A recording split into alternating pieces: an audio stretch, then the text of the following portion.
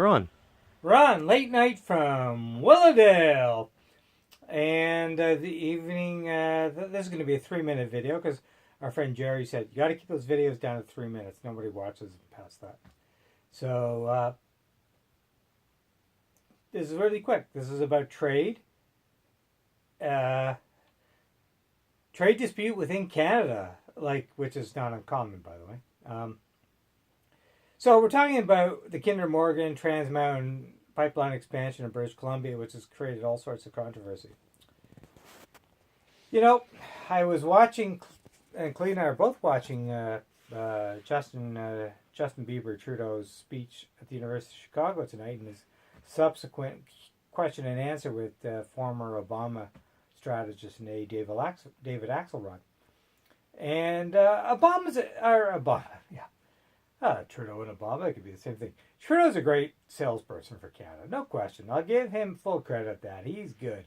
He's good at what he does. The international media loves him. He speaks in Hamburg, or he speaks at the University of Chicago, or wherever he goes, people love him. He's a celebrity, and that's good for Canada. That's good for Canada's brand. I don't think he doesn't embarrass us on the world stage. He really promotes Canada, tolerance, youth, vigor, whatever we want. But saying that, he's a lightweight. He's not his father. He's still Justin Bieber Trudeau. And his speech at the University of Chicago today was a great speech, and light on intellectualism, but just it was good in form and everything, and people loved it. And his Q&A with David Axelrod afterwards was interesting. But when it came to the whole pipeline debate, he seemed to shrug it off. Oh, yeah, he says, I support Kinder Morgan or Trans Mountain expansion, the one pipeline that the federal government has approved. But his heart didn't seem to be into it. And this is the issue. The federal government and the National Energy Board has approved this expansion, an already existing pipeline, and approved its expansion. A pipeline that goes from Edmonton to Vancouver to Burnaby.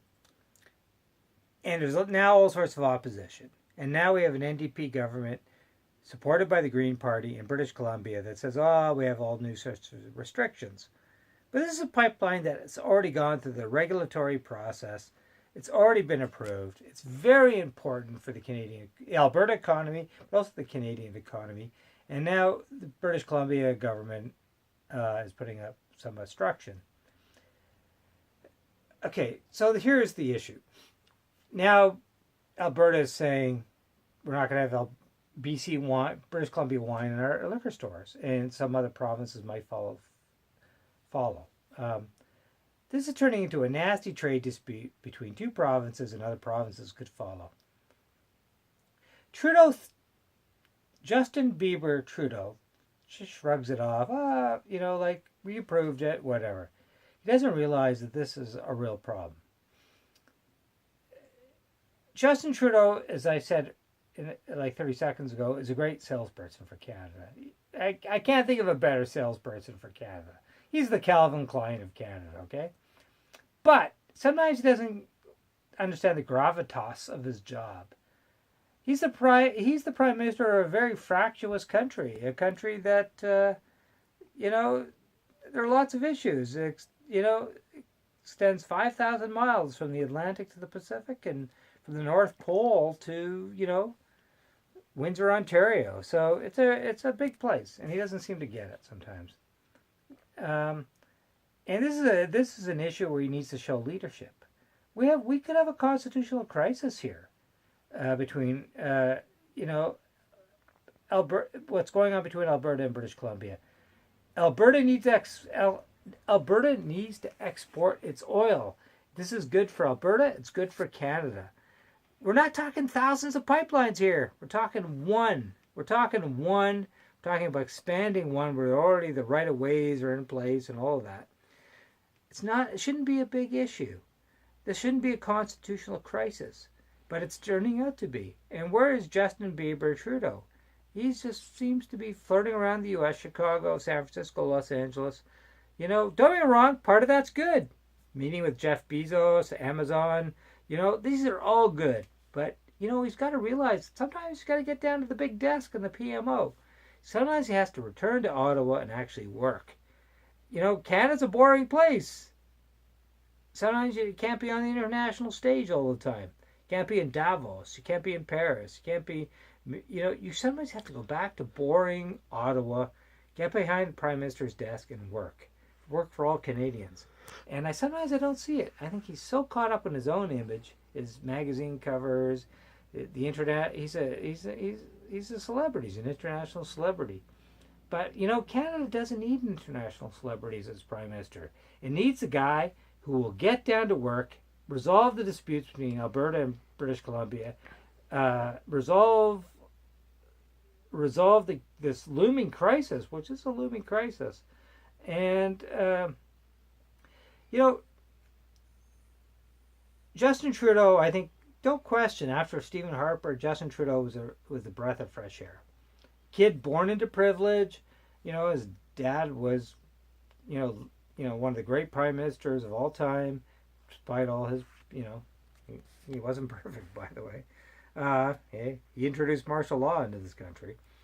But Justin Trudeau has an opportunity, and he's squandering it. And, we're now selling weapons to the Philippines?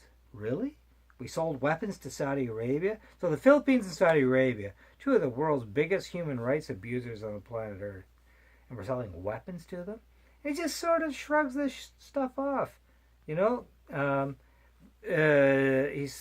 stopped. The federal government is apparently now stopping an investigation into sexual harassment in the military. So how does this guy call himself a feminist? He needs to go back to Ottawa and reevaluate. But he needs to get back to yes, we need an international salesperson. And yes, it's great that he gets well received in the United States.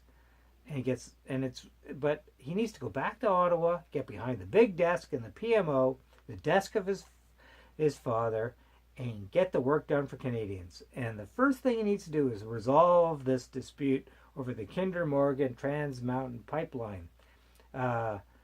That's good for the Canadian economy. It's good for Alberta. It's good for everybody. It's good for British Columbia too.